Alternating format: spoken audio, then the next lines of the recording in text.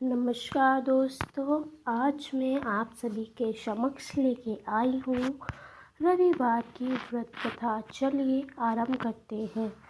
एक बुढ़िया थी। उसका नियम था प्रति रविवार को सवेरे सवेरे स्नान आदि कर घर को गौ के गोबर से लीप कर फिर भोजन तैयार कर भगवान का भोग लगाकर स्वयं भोजन करती थी। ऐसा व्रत करने से उसका घर अनेक प्रकार के धन धान्य से पूर्ण था। श्री हरि की कृपा से घर में किसी प्रकार का विघ्न या दुख नहीं था। सब प्रकार से घर में आनंद रहता था। इस तरह कुछ दिन बीत जाने पर उसकी एक पड़ोसन, जिसकी गौ का गोबर वह बुढ़िया लाया करती थी, विचार करने लगी, यह वृद्धा मेरे गौ का गोबर ले जाती है, इसलिए अपनी गौ को घर के भीतर बांधने लगी। बुढ़िया को गोबर न मिलने पर रविवार के दिन अपने घर को न लीप सकी, इसलिए उसने न तो भोजन बनाया, न भगवान को भोग लगाया तथा स्वयं भी भोजन नहीं किया। इस प्रकार उसने निराहार व्रत किया। रात्रि हो गई और वह भूखी सो गई। रात्रि में भगवान ने गोबर न मिलने का कारण सुनाया। तब भगवान ने कहा कि माता, हम तुमको ऐसी गौ देते हैं जिसे सभी इच्छाएं पूर्ण होती है, क्योंकि तुम हमेशा रविवार को गौ के गोबर से घर को लीप कर भोजन बना कर मेरा भोग लगाकर जब भी खुद खाती हो, इसलिए मैं खुश होकर तुमको वरदान देता हूँ। निर्धन को धन और बांझ स्त्री को पुत्र देकर दुखी को दूर करता हूँ तथा अंत समय में मोक्ष देता हूँ। स्वयं में ऐसा वरदान देकर भगवान तो अंतर्धान्य हो गए और वृद्धा की आंख खुली तो वह देखती है कि आंगन में एक अति सुंदर गौ और बछड़ा बंधे हुए हैं। वह गाय और बछड़े को देखकर अति प्रसन्न हुई और उसके घर के बाहर बांध दिया और वही खाने को चारा डाल दिया। जब उसके पड़ोसन ने बुढ़िया के घर के बाहर एक अति सुंदर गौ और बछड़ा देखा तो दोष के कारण उसका हृदय जल उठा। उसने देखा कि गाय ने सोने का गोबर दिया है। वह उस गाय का गोबर ले गई और अपनी गाय का गोबर उस जगह पर रख गई। वह नित्य प्रति ऐसा ही करती रही और सीधी सीधी बुढ़िया को इसकी खबर न होने दी।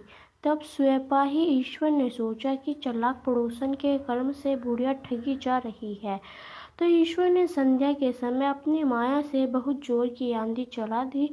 बुढ़िया ने अंधेरी के भय से अपनी गौ को अंदर बांध लिया। प्रातःकाल जब बुढ़िया ने देखा कि गौ ने सोने का गोबर दिया है तो उसके आश्चर्य की कोई सीमा नहीं थी और वह प्रतिदिन गौ के घर में भीतर बांध लगने लगी।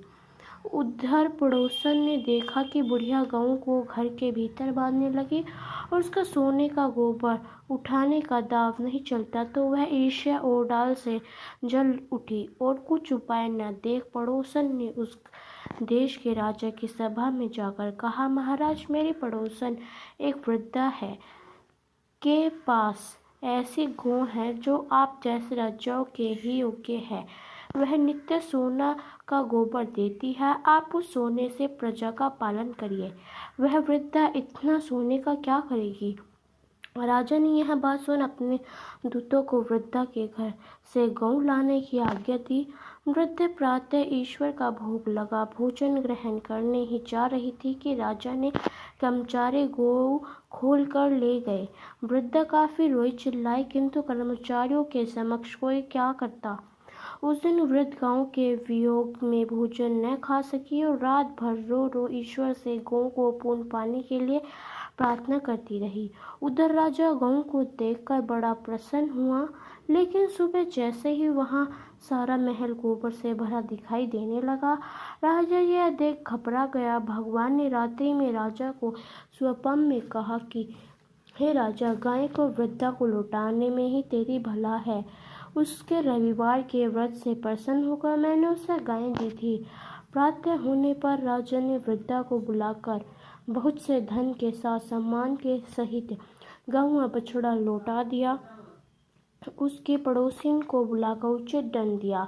इतना करने के बाद राजा के महल से गंदगी दूर गई। उसी दिन से राजा ने नगरवासियों को आदेश दिया कि जो भी रविवार के व्रत करेगा उसकी सभी मनोकामना